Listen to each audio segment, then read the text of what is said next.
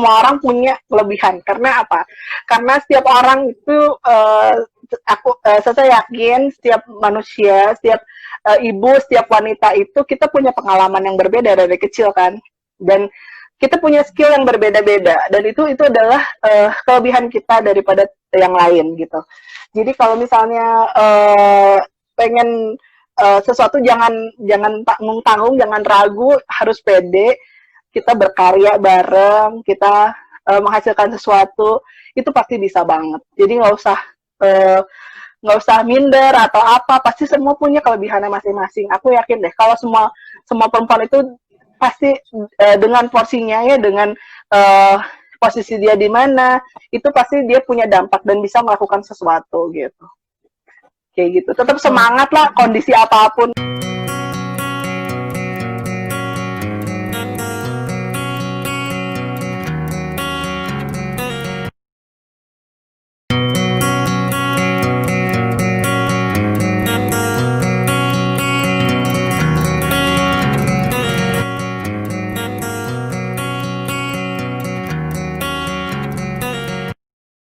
Oke deh, halo teman-teman, makasih banyak ini. Jadi terima kasih buat Ririn. Ririn ini teman saya dari SMA ya, Rin.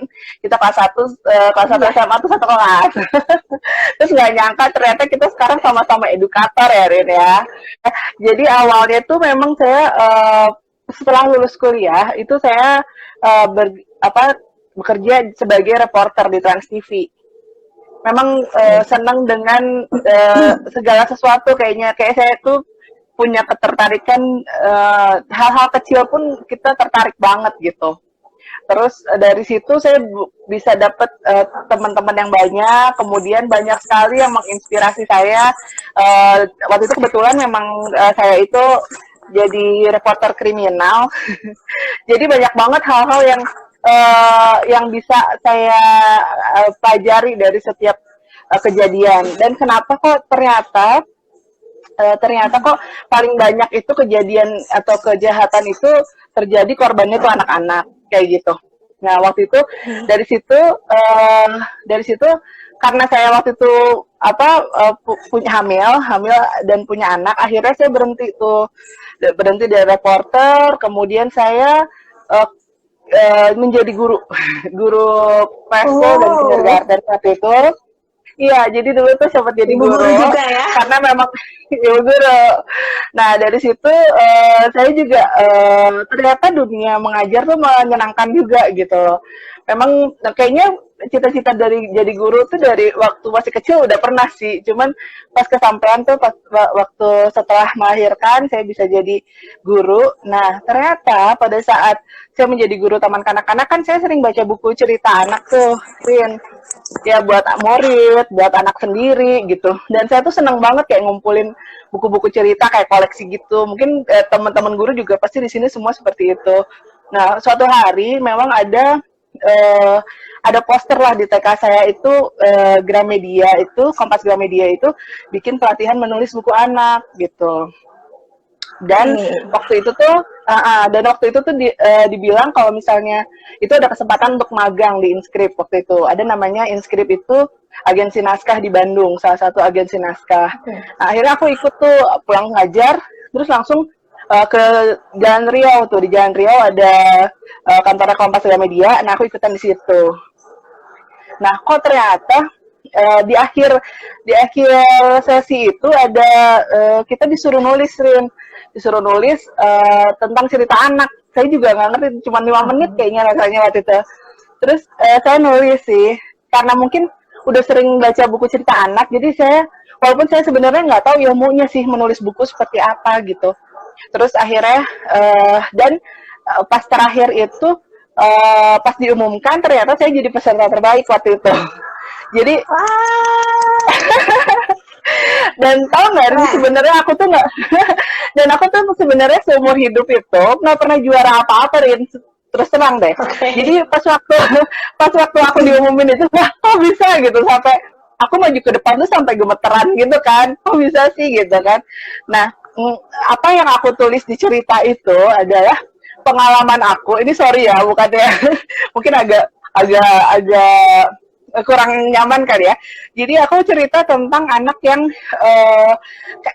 yang akhirnya dia apa sih BAB di kelas gitu loh. Ada anak yang memang kasihan, misalnya dia lagi sakit perut tapi terpaksa masuk dan akhirnya mengalami itu. Terus saya dari situ setelah jadi peserta terbaik, akhirnya pulang dari situ tuh banyak ternyata di situ nggak hanya Kompas Gramedia, jadi ternyata dari redaksi-redaksi penerbit yang lain pun ada di situ. Pas pulang tuh Tasa dikasih kartu nama gitu loh sama sama teman-teman redaksi yang lain juga gitu. Ya alhamdulillah sih waktu itu. Terus akhirnya saya ikutan magang nulis itu selama sebulan, hampir setiap hari. Jadi setiap habis pulang ngajar langsung ngajar tuh saya di daerah Cipedes, Rin. Di daerah Cipedes. Okay. Nah, daerah Cipedes, terus udah gitu daerah sorry, daerah Cipedes, terus latihan menulisnya itu di Jalan Muhammad Toha. Jadi emang setiap iya lumayan jauh, dan waktu itu aku naik angkot dari situ ke sana langsung aja gitu. Nah, terus setelah itu akhirnya setelah saya belajar menulis, khususnya karena saya senangnya buku anak, saya belajar menulis buku anak. Diajarin waktu itu sama mentornya Teh Iin. Dari situ saya dapat tugas pertama tuh, buku pertama saya tuh namanya buku mie instan sakit instan. Jadi waktu itu ya. Nah, waktu itu tuh memang mie instan sakit instan itu saya kan bukan di bidang kimia atau kedokteran segala macam ya, dan kesehatan saya kan nggak ngerti ya. Cuman kayaknya saya tertarik aja bikin itu. Dan akhirnya itu buku nggak selesai-selesai. Karena aku nggak pede, beneran nggak pede. Tapi sempat waktu bikin, iya kan pernah ini ya bikin kayak wawancara kan sama orang-orang yang paham gitu ya, yang kimia segala macam. Terus salah satunya juga dosen kedokteran.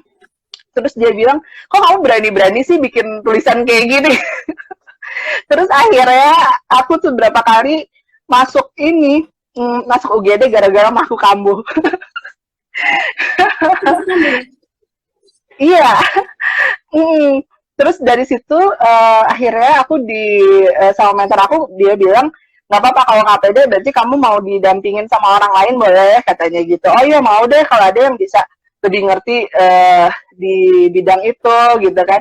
Akhirnya aku ditandemin sama namanya Astri, dia anak kimia, dari lulusan kimia, sarjana kimia, dan akhirnya bukunya pun beres. Itu pengalaman pertama nulis buku. Nah, tapi abis itu baru buku-buku lainnya, ada buku-buku anak gitu, Rin. Dan ya alhamdulillah dari situ tuh ternyata nggak hanya menulis buku anak. Jadi kebetulan setelah saya tuh ngajar cuma 2 tahun, Rin, terus terang 2 tahun hamil lagi. Kemudian nggak bisa. Nah udah gitu akhirnya saya setelah selesai menyusui itu langsung bekerja sebagai copywriter waktu itu, karena akhirnya saya punya ilmu menulis dan udah mulai pede, akhirnya bergerak di bidang penulisan.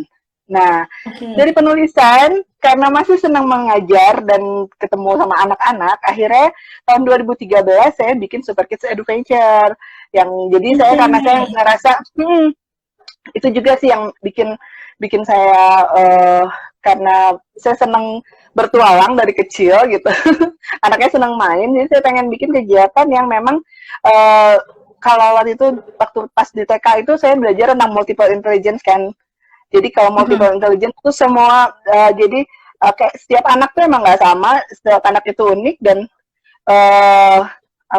dan kalau misalnya kita bertualang itu kayaknya semua indera, semua kecerdasannya itu akan terstimulus gitu. Jadi waktu itu udah bikin kayak gitu aja. Nah itu dari 2013. Oh iya, kalau buku-bukunya sendiri ini ada beberapa yang ada di aku ya, karena sebagian juga udah kadang-kadang aku kasihin terus tiba-tiba terus udah nggak ada aja. Jadi yang ada ini iya. Thank you. Satu lagi yang emang aku punya, satu lagi yang emang ini spesial dari Sasa. Makasih. Thank you, sama-sama ya. Ini buku anak pertama aku nih, buku aktivitas. Ini waktu itu aku masih ngajar di presko sama kindergarten, kemudian ini tentang latihan masuk SD dulu. Kelihatan nggak ya? Kelihatan ya? Kelihatan. Oke. Terus yang buku anak siaga yang kayak tadi Ririn udah sebutin itu ada buku anak siaga di rumah dan di sekolah seperti ini. Nah, ini juga aku terinspirasi dari waktu aku jadi reporter kriminal. Jadi, aku ngerasa anak-anak itu paling paling rentan jadi korban kriminal tuh karena memang mereka nggak tahu. Mereka tuh selalu kan berpikir positif ya, apalagi sama yang mereka kenal. Justru kalau berdasarkan kejadian-kejadian tuh mereka tuh biasanya malah sama orang yang dikenal kan. Dan di buku ini tuh aku berusaha supaya anak-anak bisa dengan baca cerita minimal dia bisa bertindak sesuatu lah kalau misalnya kejadian-kejadian yang nggak menyenangkan terjadi sama mereka gitu. Oke, paling itu terus berlanjut lagi setelah tetap konsisten nulis buku anak, kegiatan anak. Nah, tahun 2016 ya alhamdulillah aku dapat kesempatan masuk S2. Kemudian di situ ada program revitalisasi pasar, pasar Cihapit waktu itu. Kemudian di situ karena saya punya basicnya tentang anak-anak dan edukasi anak, saya bikin sekolah pasar Cihapit gitu. Gitu Cirin. Oke. Apalagi ya, tadi tanya aja deh. Banget ya. Menarik banget. Dan aku lihat bukunya Sasa itu banyak banget ya rentetannya gitu. Belum lagi jurnal-jurnalnya juga ya gitu. Nah, selain itu Sasa sempat cerita sama Ririn, Sasa tuh sempat mendampingi mahasiswa ITB. Itu apa ya yang Sasa lakukan? Oke, ya karena waktu itu program yang Cihapit itu kebetulan kita tuh bisa dibilang ya cukup berhasil yang waktu kemarin. Jadi saya waktu kan sebagai mahasiswa ya Rin. Nah tapi kebetulan yang program sekolah pasar itu lanjut terus gitu loh. Cuman saat ini memang karena lagi pandemi memang kita berhenti dulu gitu.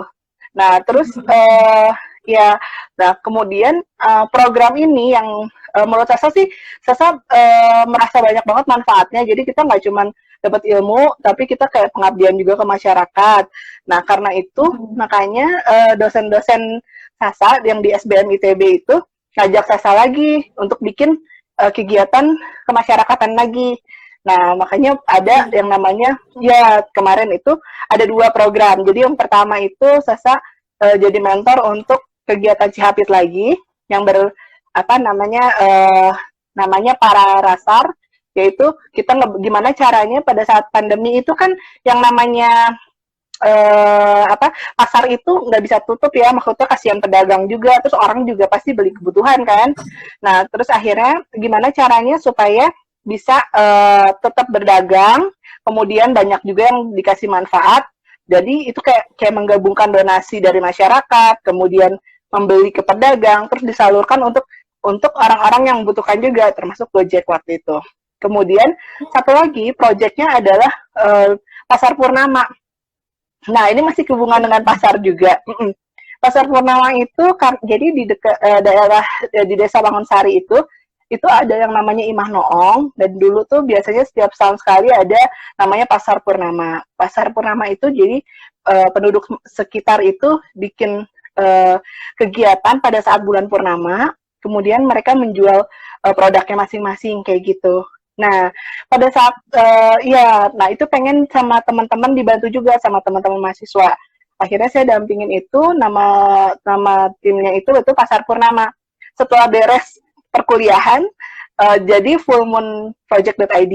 Jadi si fullmoonproject.id ini, fullmoonproject.id ini mahasiswa ini kita juga nggak cuma sendiri, kita kolaborasi sama berbagai pihak, menghadirkan pembicara-pembicara kayak gini nih, Rin, dan tapi berbayar itu 25.000 per orang yang mau ikut, tapi 25.000 itu langsung kita sumbangkan untuk proyek Desa Wangunsari. Jadi ternyata si pandemi ini berpengaruh banget sama pendapatan masyarakat kan di sana.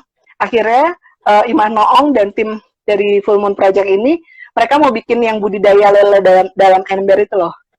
Jadi setiap keluarga akan bikin itu. Nah, akhirnya setiap kegiatan yang ada pembicara itu semuanya disalurkan ke situ. Jadi nggak menerima uangnya, tapi kita memberikan modal untuk budidayanya gitu. Gitu sih Ren, kayaknya. Maaf ya, jadi buru-buru. Aduh, itu mas. Enggak. Gitu banyak kok mahasiswanya juga keren ya. Makasih banyak, hadirin juga keren nih. Acaranya makasih banyak nih udah diundang. Nah, terus balik lagi tadi ya ke Super Ya, Kids oke. Adventure ya. Oke. Itu ini sebelum pandemi lah ya. Sebelum pandemi itu Mm-mm. biasanya kegiatannya apa aja di situ? Nah, jadi kegiatan Super Kids itu waktu sebelum pandemi kita tuh memang kegiatannya event ya. Jadi petualangan-petualangan, Rin. Kita menjelajahi, saya menjelajahi kota Bandung dan sekitarnya, bikin petualangan-petualangan anak. Jadi biasanya itu satu kali petualangan, itu biasanya tadinya kita setiap bulan, tapi akhirnya karena memang ternyata pesertanya juga kalau setiap bulan juga kita belum mampu terlalu banyak mengcover, akhirnya kita setiap liburan. Nah, setiap liburan itu biasanya kita bikin petualangan-petualangan kayak gitu. Kemudian selain itu kita punya kelas-kelas nih, Rin, waktu kemarin tuh kita punya kelas STEM yang Science, Technology, Engineering, Art, and Math. Itu juga kita bikin kelasnya waktu itu. Kemudian kita punya juga festival wirausaha anak. Jadi waktu itu levelnya SD, SMP, SMA, gimana kita pertamanya kita kasih dulu materi kayak kelas gitu untuk setiap jenjang. Kemudian dari situ mereka kita siapkan untuk pameran dan pameran itu langsung jualan gitu, Rin. Waktu itu tahun 2019. Nah, 2020 ini juga kita masih mempersiapkan apakah kita bikin atau enggak, karena memang kondisinya seperti ini. Jadi kalau untuk tahun 2020 ini kita banyakkan online sih. Kegiatannya online dan berupa produk aktivitas kayak gitu dari Super Kids sendiri. Kayak gitu, Rin. Ya. Sekolah pasar itu ngapain, Sa? Nah, kalau sekolah pasar itu awalnya itu waktu saya ada kegiatan di Cihapit, itu ternyata tuh pasar Cihapit itu pasarnya lumayan nyaman ya kalau dibandingin pasar yang lain. Jadi anak-anak pedagang juga di situ banyak yang sambil main. Jadi kalau siang-siang udah mulai sepi tuh teman-teman bisa ngelihat anak-anak pedagang itu pada main sepeda keliling-keliling di dalam pasar, main mobil-mobilan seperti itu. Nah, terus akhirnya waktu itu kita bikin yuk, karena waktu itu kita dari SBM, jadi kita pengen ngajarin tentang wirausaha juga sebenarnya buat anak-anak. Akhirnya kita coba, karena anak-anaknya masih kecil-kecil, waktu itu tuh anak-anak yang belum sekolah sih, yang belum sekolah di situ. Jadi kalau yang udah sekolah kan mereka sekolah ya, baru pulang pas udah siang ya, baru ke orang tuanya. Tapi kalau yang kecil-kecil kan dari pagi gitu. Terus akhirnya setiap hari Jumat waktu itu, kita tuh karena belum punya ruangan, waktu itu kita dari kios-kios yang kosong, jadi kita pakai, terus kita bikinin kegiatan, misalnya temanya hari ini tentang beras gitu. Anak-anak belajar tentang beras, terus ke kios beras, terus dia tahu jenis-jenis berasnya kayak gimana. Terus udah gitu cara nimbang beras kayak gitu sih, Rin. Tapi fokus misalnya satu hari temanya tentang beras. Terus misalnya setelah itu bikin ada mahasiswa lagi yang mau berbagi bagaimana bikin nasi kepal. Masih setema beras. Terus kita bikin di ruangan itu, di kios itu, kita bikin kayak slide presentasi buat anak-anak. Kita putar film atau ya biasa kayak di kelas gitu. Kita bikin, kan banyak kan dari YouTube, dari apa tuh ya, tentang beras tuh asalnya dari mana sih, terus bisa jadi dari padi sampai jadi beras dari nasi tuh gimana gitu. Terus itu setiap karena kita tahu di pasar itu sumber materinya banyak banget kan yang bisa dibahas di situ. Kita bisa tanya, nah itu kayak gitu. Dari situ ternyata banyak apresiasi dari masyarakat juga, dan waktu itu kita ada program BUMN hadir untuk negeri, dan kita akhirnya bisa dapat bangunan. Waktu itu dibikinin bangunan sekolah pasar. Ya, kalau misalnya kita ke Cihapit, di paling belakang ada bangunan sekolah pasar, nggak terlalu besar, tapi itu sangat membantu banget sih kalau kita bikin apa kegiatan kayak gitu. Dan sekarang udah ditambah, ada yang dapat bantuan dari BI juga untuk bikin pojok baca di situ juga. Awalnya tuh itu dari tempat sampah itu. Awalnya tempat sampah, terus akhirnya Wah, dibangun di situ. Iya, iya, wow, gitu sih, Rit. keren banget ya. Terus berarti kegiatan tersebut ketika sekarang nih lagi masa pandemi gini sekolah Mm-mm. pasarnya tuh gimana Kak jadinya? Ya, sekolah pasar memang belum beroperasi sekarang. Karena emang Mm-mm. anak-anak itu memang memang paling paling ini ya. Jadi anak-anak pun sekarang nggak ada yang ikut ke pasar sih. Jadi memang Mm-mm. memang memang memang saat ini belum. Di rumah nih. Jadi mungkin ya di rumah dan yang lagi saya pikirin sih sebenarnya gimana caranya kita tetap bikin konten mungkin untuk teman-teman nggak hanya sekolah pasar, mungkin untuk seluruh anak-anak yang pengen tahu tentang pasar, pengen tahu tentang Hmm, apa sih di pasar, mungkin aku akan bikin konten-konten di akunnya kali ya, akun sekolah pasar. Buat teman-teman yang mau betul bantu betul. juga boleh, mangga silahkan. Iya, dengan senang hati ya. Ya. Nah, terus Sasa, ini sih Sasa tuh aktif ya, aktif dan cukup sibuk ya aku lihat. Dan itu berhubungan sama orang banyak ya, untuk masyarakat, untuk lingkungan, terus mengajak orang lain, jadi nggak cuma sendiri, mengajak orang lain gitu. Makanya itu aku sangat menghargai sekali, makanya aku bilang, aku kasih title-nya itu menginspirasi dengan cara yang luar biasa. Karena buat Ririn ini tuh hal yang luar biasa gitu. Dan ketika kalau sekarang kan orang-orang lagi masa-masa pandemi gini ya, orang-orang tuh di apa ya, didorong untuk oke deh sekarang jangan mikirin diri sendiri, coba lihat yang lain, coba lihat sekitar kita bisa apa. Tapi aku lihat tuh saat satu udah lakukan ini tuh udah dari kapan hari gitu, membaktikan hidup untuk masyarakat sekitar gitu, gak muluk-muluk, tapi bahkan menjangkau orang-orang yang sekitar banget gitu, bahkan orang-orang yang di bawah gitu, tetap mengedukasi mereka sekalipun ya mereka di pasar itu tetap berusaha itu seperti itu. Dan itu tuh luar biasa sih, Ririn sangat menghargai sekali ya, luar biasa banget Iya, Kak, itu makasih. menginspirasi sekali. Ini sih menginspirasi terinspirasi gitu.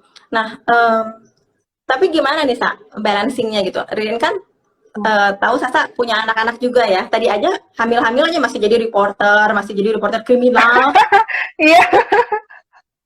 gitu. Ditambah udah gitu anaknya udah gede, malah terjun ke masyarakat gitu ya, membaktikan diri.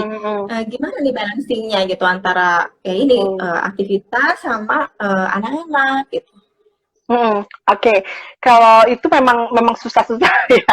Jadi memang aku merasa tidak ada apa ya, masih masih kurang di segala sisi. Jadi karena memang pertama aku single parents, jadi memang harus menyeimbangkan gimana caranya supaya aku bisa menghasilkan pendapatan mencari nafkah, tapi juga aku bisa berkontribusi di sosial. Memang anaknya memang senang main, senang ngajak orang dari kecil sih ini ya.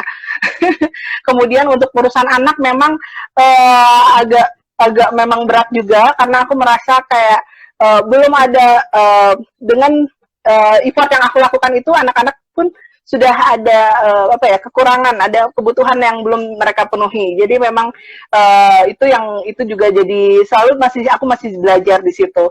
Untuk kebetulan anak-anak juga homeschooling sih, jadi aku bisa setiap hari itu aku bisa bisa dampingin sih, walaupun nggak sepadat kayak sekolah yang biasa ya, Rin, kayak gitu. Kemudian ya itu masih dalam proses belajar sih, menyeimbangkan semuanya karena uh, terus terang yang namanya kebutuhan juga banyak, terus juga keinginan dan cita-cita dan idealisme gitu juga banyak juga gitu. Jadi mungkin kalau orang bilang aduh ini orang macet pisan gitu ya, emang memang karena di ya apa ya, bakat kubutuh juga ya Rin ya. Jadi bener-bener semuanya aku jalanin gitu. Paling kayak gitu sih ya. Aku cuman satu-satunya ya aku berusaha mendekatkan diri sama yang di atas ya, minta pertolongannya juga, selalu mendampingin aku. Kemudian juga aku bersyukur banget, terus terang sih aku bisa gini tuh banyak dari teman-teman bantu gitu. Teman-teman saudara itu udah bantu aku banyak banget. Iya. Gitu. Jadi Kalau terharu. aku ya, kalau aku pribadi aku kenal Sasa udah sekitar 20 tahun ya atau kurang ya. Lebih Oh iya. 23 tahun dari tahun 97 Hmm. ya. Salah satu secara pribadi memang sangat menginspirasi karena dari dulunya aja emang hatinya tuh udah lembut, baik gitu, Nah, nggak alah. pernah mati, pernah bete, dan jalanin semua tuh enjoy aja gitu. Sampai Sasa mengalami berbagai hal dalam kehidupan, dan aku lihat tuh Sasa tuh adalah wanita yang tangguh ya. Sasa nggak yang terpuruk aja dan aduh dia ini aku gini aja dan serah aku aja dan aku nggak peduli sama yang lain, tapi enggak, Sasa bangkit berusaha, eh, apapun juga dilakukan gitu. Dan tapi hebatnya lagi nggak cuman buat pribadi dan keluarga sendiri, tapi eh, tetap aja gitu ada dampaknya gitu buat masyarakat. Buat aku sih itu yang luar biasa Sa, gitu. Itu tuh contoh Hmm. banget lah, contoh banget gitu. Dan benar-benar jadi inspirasi, dan mudah-mudahan sih mama-mama di luar sana juga terinspirasi ya gitu, karena kan kita juga ibu-ibu ya, ibu-ibu juga kan Iya, banyak gitu yang harus dipikirkan ya, ada iya, keluarga, ada juga benar-benar. kita juga mungkin masih bekerja seperti itu gitu ya, tapi ini ada masyarakat gitu. Nah itu aku salut di situ sih gitu. Nah, Terima kasih. Kak, ini Hmm, sebetulnya ya, untuk menjadi dampak bagi masyarakat sekitar ya, itu tuh oke. mungkin keinginan banyak orang ya. Tapi Mm-mm, mungkin ada juga nih orang-orang yang niat nih untuk melakukan sesuatu dan memberi dampak nih bagi mm-mm, masyarakat sekitar. Tapi menurut mm-mm, mereka mungkin mereka terhambat gitu oleh beberapa hal. Misalnya keterbatasan finansial atau waktu atau tenaga atau sumber daya manusia atau bahkan ide gitu ya. Aku tuh mm-mm, pengen hidup aku berarti, orang sekitar tuh idenya ngapain ya gitu. Nah, Sasa ada mm-mm, tips-tips nggak sih buat orang-orang yang merasa seperti itu, khususnya nih di masa-masa pandemi mm-mm. seperti ini gitu?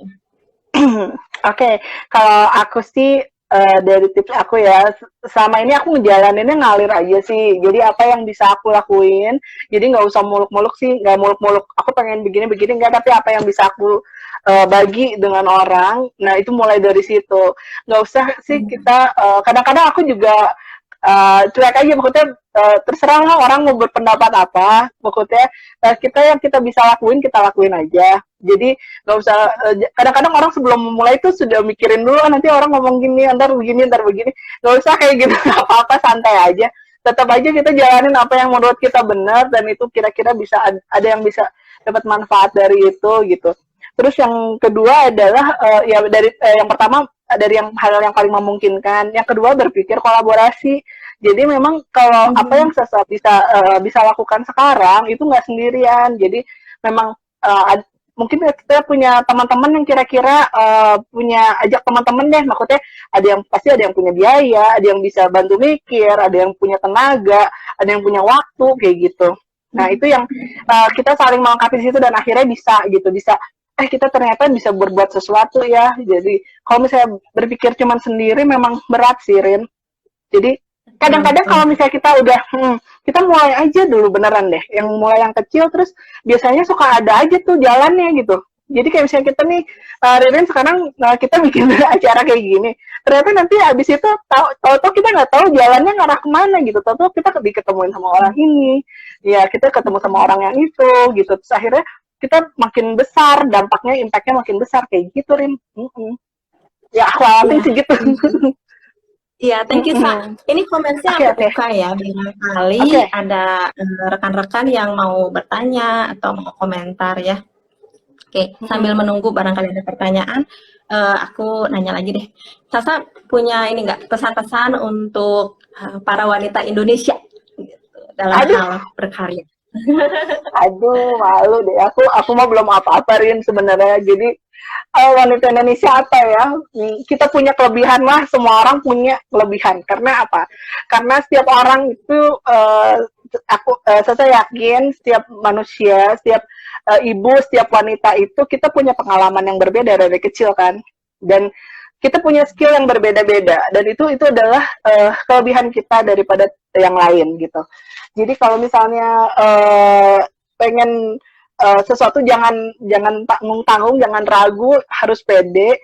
Kita berkarya bareng, kita menghasilkan sesuatu, itu pasti bisa banget. Jadi uh, nggak usah minder atau apa, pasti semua punya kelebihannya masing-masing. Aku yakin deh kalau semua semua perempuan itu pasti dengan porsinya ya, dengan uh, posisi dia di mana, itu pasti dia punya dampak dan bisa melakukan sesuatu gitu. Kayak gitu. Tetap semangat lah kondisi apapun kan, sekarang kondisinya memang berat ya. Jadi tetap kuat lah, saya yakin perempuan-perempuan itu apalagi ibu-ibu itu semua kuat-kuat, dan kita diberikan kelebihan rasa ya, hati gitu kan, dan itu yang bisa mungkin memberikan dampak positif ke lingkungan sekitar kita aja dulu gitu. Gitu sih Rin. Malu Rin, gimana sih? Sama sih kayak gitu lah. Sasa kan dulu pernah ngajar ya, dan sampai sekarang pun menurut aku sih Sasa tetap seorang educator ya, karena Sasa mengeducate orang-orang walaupun nggak ngajar di satu lembaga formal sekolahan yang formal gitu ya. Tapi tetap mengedukasi anak-anak, tetap mengedukasi bahkan mahasiswa gitu. Jadi kita sama-sama pendidik ya sebetulnya. Ada pesan-pesan nggak Sa untuk para guru atau pendidik gitu, khususnya di masa-masa pandemi ini nih. Kebetulan teman-teman Ririn tuh banyak sekali guru-guru dari Sabang sampai Merauke itu mereka tersebar gitu, dengan kondisi daerah yang berbeda-beda. Ada pesan nggak Sa untuk para guru? Ya, oke. Buat para guru, aku kayaknya sih sebenarnya ya edukator ya, cuman memang nggak tahu nih pantas nggak ya ada saran-saran, cuman saya berterima kasih dengan para guru-guru semua yang udah benar-benar dengan keikhlasannya mengajar generasi untuk generasi terbaik penerus bangsa ini. Tetap semangat, tetap memberi inspirasi kepada murid-murid. Mungkin juga yang saya rasakan dengan adanya seperti ini ya, dunia maya seperti ini, internet itu memang ilmu itu banyak sekali, dan kadang-kadang apapun bisa kita lakukan gitu, dan jangan khawatir. Cuman gini, kadang-kadang yang kita lupain tuh, kita bisa bikin segala sesuatu hanya dari internet atau dari googling misalnya ya, dari Google. Cuman yang terlupakan itu berjejaring atau networking. Ini tuh udah keren banget, Ririn punya jejaring seluruh Indonesia, itu keren banget, dan mungkin buat pendidik-pendidik yang lain juga, kita bisa mulai gimana ya kita berkenalan dan berjejaring dengan sama educator di Indonesia, di luar Indonesia, dan mungkin juga nggak hanya educator, cuman mungkin profesional juga kita perlu sih untuk karena kalau kita cuman lingkungan kita aja, mungkin akan lebih baik kalau kita bisa memperluas jaringan dengan para profesional, dengan sesama edukator kayak gitu. Kemudian apalagi ya itu sih paling sirin. Jadi tetap semangat aja ya, dan mulai berkarya mungkin ya. Nanti aku bisa pengen bikin juga sih kelas menulis buku anak, kalau guru-guru pada pengen ikutan, nanti aku kabarin dulu deh. Jadi kita bisa berkarya nih. Iya, amin. Apalagi gini sekarang kan mungkin akan satu semester ke depan semua tuh masih sistem online ya, masih sistem virtual gitu. Jadi itu sangat memungkinkan sekali untuk anak-anak tuh belajar online. Nah, kalau Sasa punya kelas menulis itu sangat dinantikan. Oke, siap. Teman-teman juga masih yang belum tahu ya. Saya udah tahu hasil karya tulisan Sasa itu ya banyak banget dan berbobot semua. Kalau diterangin sekarang kebanyakan, waktunya nggak cukup gitu. Jadi benar-benar berkualitas lah, ini terpercaya, trainer yang terpercaya. Iya, amin. Sasa masih punya ini ya, mimpi atau harapan atau rencana yang belum diwujudkan dan pengen diwujudkan? Banyak banget sih mimpi itu banyak. Ya mimpi untuk secara pribadi, cara kontribusi saya kepada masyarakat, kepada negeri, itu masih banyak banget mimpi-mimpi saya, dan saya berusaha, saya berprinsip kalau misalnya memang Tuhan memberikan amanah pada saya untuk saya bisa memberikan sesuatu, sepertinya saya akan berjuang di situ seperti itu. Tapi mimpi-mimpi itu masih banyak. Saya pengen sih kita jadi negara yang pendidik, baik pendidik maupun anak-anak itu bisa belajar dengan happy gitu ya. Dan karena happy dan bahagia itu yang bikin orang tuh lebih mau lagi mencari belajar segala sesuatu gitu, karena potensi kita tuh besar banget kayak gitu. Jadi kalau impian sih masih banyak, Rin, kayaknya kalau ditulis banyak banget. Mudah-mudahan kesampaian ya. Nanti Impian itu kalau misalnya nanti saya bikin kegiatan apa atau apa, mungkin nanti saya juga ajak teman-teman lah buat siapa tahu bisa terlibat. Saya pengennya sih dampaknya nggak cuma di Bandung aja ya, mungkin sama ini masih Jabar, Bandung, Jakarta. Siapa tahu nih sama teman-temannya Ririn yang seluruh Indonesia kita saya bisa membantu saya gitu untuk kita barengan ya. ya iya bisa barengan kayak gitu. Rin, aduh makasih banyak. Iya. Mimpi itu yang membuat kita tetap semangat menjalani hidup ya, Sa. Iya betul betul banget. Mau nanya kenapa Sasa tertarik dengan dunia anak, mulai menulis buku anak. Tadi mungkin Sasa sempat cerita ya di awal ya bahwa Sasa tuh awalnya kan reporter ya, reporter TV, terus kriminal ya, lalu dan ternyata dari situ ternyata anak-anak yang ternyata tuh anak-anak dapat jadi korban, makanya langsung tertariknya kok ini mengedukasi anak-anak melalui tulisan gitu ya. Tapi ini ada pertanyaan lagi, gimana caranya membuat anak tertarik dan konsentrasi? Oke. Anak konsentrasi ya.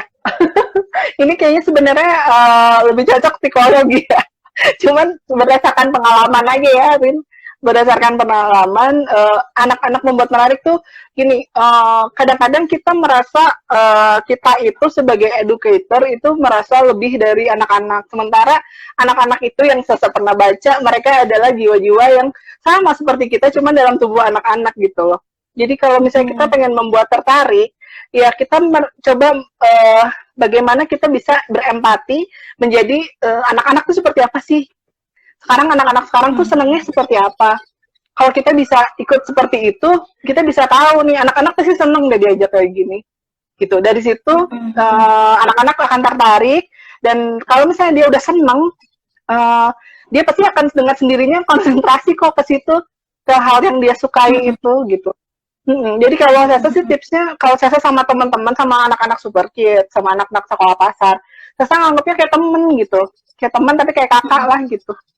Jadi benar-benar yang kayak saya bikin buku cerita anak juga, saya bagaimana saya memposisikan diri saya sebagai anak-anak gitu, sebagai pembaca anak-anak, sebagai karakter anak-anak di cerita itu kayak gitu sih. Bagaimana pandangan Sasa mengenai sistem pendidikan di Indonesia? Apakah sudah bagus atau masih perlu ada perubahan? Setahu aku anak Sasa homeschool ya? Iya, homeschooling. Nanti kita bahas lagi sesi berikutnya tentang homeschool ya. Tapi cuma dibahas yang ini dulu, dibalas. Sistem pendidikan Indonesia gimana menurut Sasa? Kalau menurut aku itu kita bisa ngelihat, aku nggak terlalu berkomentar untuk menanggapi bagus apa enggaknya.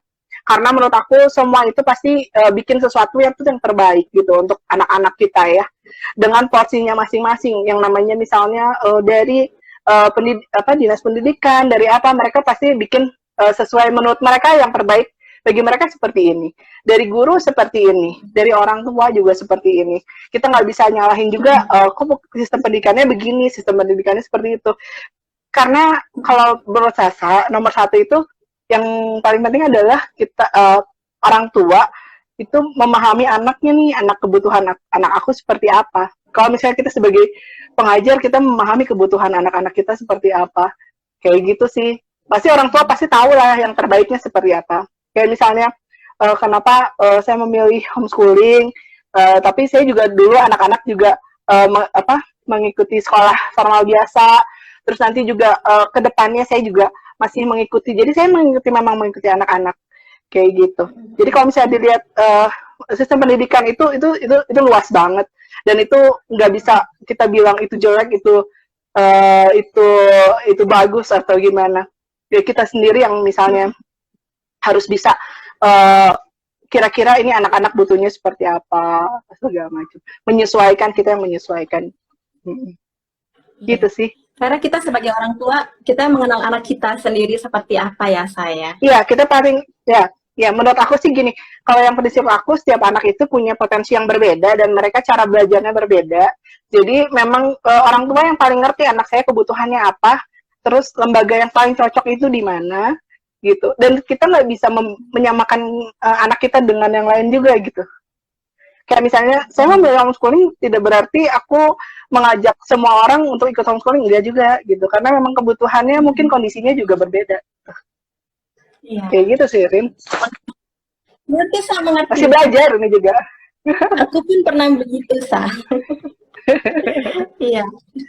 Nah, terus nih, Sa, misalnya nih ya, Sasa nih diberi kesempatan nih bertemu dengan pejabat negara lah, entah Oke. presiden atau menteri-menteri apapun juga gitu ya.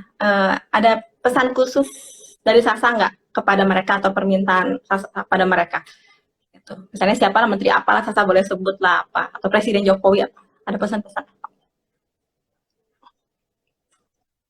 Aduh, kalau ketemu tuh belum pernah sih ya ketemu langsung. Tapi yang pasti saya akan ucapkan adalah saya akan bilang terima kasih dan saya minta semoga eh, tetap tetap semangat untuk sama-sama berjuang untuk negeri gitu. Jadi saya berharap aja sih maksudnya semua itu memang semua yang kita lakukan itu untuk kebaikan Indonesia itu aja sih. Mm-mm. Ya. Anda menulis buku tentang bagaimana anak-anak sejak kecil dididik untuk love the country Indonesia dengan figur tokoh Mm-mm. bangsa or role model dan anak-anak jangan sampai lebih asing. Oh, ya saya mungkin ya supaya anak lebih mengenal dan mencintai negerinya dan tokoh-tokoh Indonesia kali ya maksudnya seperti itu ya. Usul tuh Ya. Sa katanya menulis buku tentang itu Sa. Aduh iya, terima kasih usulnya. Aduh pengen banget memang sih sebenarnya. Rin, kalau misalnya kita ngelihat karakter-karakter ya, kalau misalnya teman-teman ada yang suka ke Bandung dan jalan-jalan di daerah alun-alun itu karakter-karakternya memang karakter asing ya, kecuali yang horor-horor itu ya. Hmm. Ya, kalau misalnya Misalnya dari Indonesia pengen agak banget. horor ya saya. Iya, Hmm. sekalian bisa horor. Jadi ya pengen banget sih bikin buku-buku seperti itu. Nanti mudah-mudahan nanti saya bikin konsep bukunya seperti apa. Dan saat ini memang Superkid sendiri, oh ya oke. Jadi Superkid sendiri sekarang ini lagi fokus ke membuat buku-buku anak itu dari sisi science. Jadi dari profesional yang ada di Indonesia. Jadi beberapa yang kayak yang ini, yang buku yang Bumiku Demam Tinggi ini tuh proyek pengabdian masyarakat dosen ITB. Jadi kayak biasanya kan kita bikin ada buku-buku sains itu tuh dari luar ya acuannya. Nah kalau ini kita materinya itu teorinya memang dari luar, tapi kita juga ada kita kenalkan juga kalau di Indonesia seperti apa kondisinya kayak gitu. Jadi kedepannya Oh kita lagi ya. bikin juga buku. Ya, sekarang kita juga lagi bikin buku juga sains tentang petualangan sains juga dan itu memang pengennya sih dari Indonesia ya ininya. Kita mengenal sekaligus Hmm. mengenalkan dari Indonesia potensi-potensi di Indonesia gitu, Rin. Aduh makasih Konteksnya banyak itu mudah-mudahan Indonesia ya. kesampaian. Iya, betul. Amin. Amin, doain. Nanti Iya, kadang banyak kan Nanti buku tuh saduran dari kabar-kabarin. asing.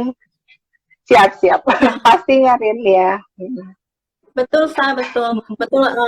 Ririn juga kan nyusun modul tuh ya, sains untuk Mm-mm. satu sekolah di Bandung ya.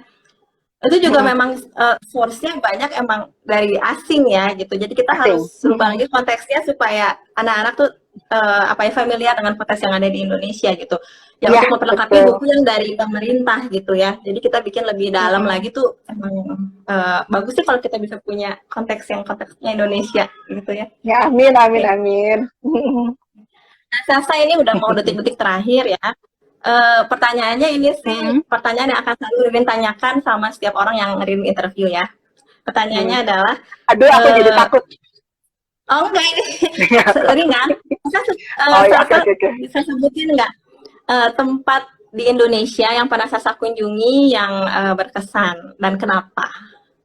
Waduh, kayaknya semuanya berkesan ya, Rin. Bingung ya, gimana ya kira-kira. Pernah Ah, kemana aja, ini, Kak? Apalagi kan Sasa reporter ya, rasanya reporter kan di oh iya Indonesia ya, tuh ya yang katanya. Jadi pernah kemana ya. aja tuh, kok ini kok daerah ini kok beda banget, atau kenapa, gimana gitu. Oke, kalau reporter tuh aku ya selain di Bandung dan sekitarnya, terus pernah ke daerah Sumatera, Medan, Palembang, Batam, kemudian daerah di Kalimantan, Sulawesi, Lombok, Bali.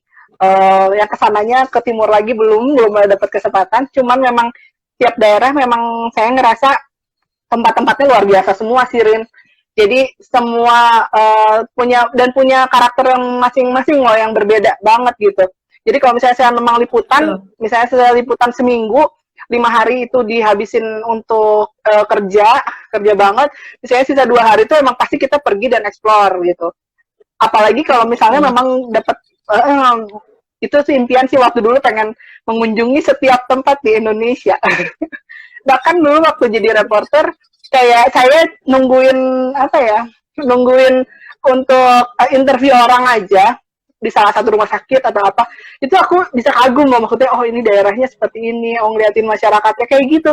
Jadi kayak semua itu keren banget deh, kalau kita sendiri udah mengapresiasi atau menghargai segala sesuatu yang kita bisa dapetin. Ya aku menurut aku sih kita di dunia itu kayak kita traveling. Jadi suatu saat kita akan kembali, apa yang kita bisa bikin pada saat kita ada di sini. Jadi kita nikmatin setiap kita buka mata, kita nikmatin, oh ini kita anggap kita lagi traveling ya.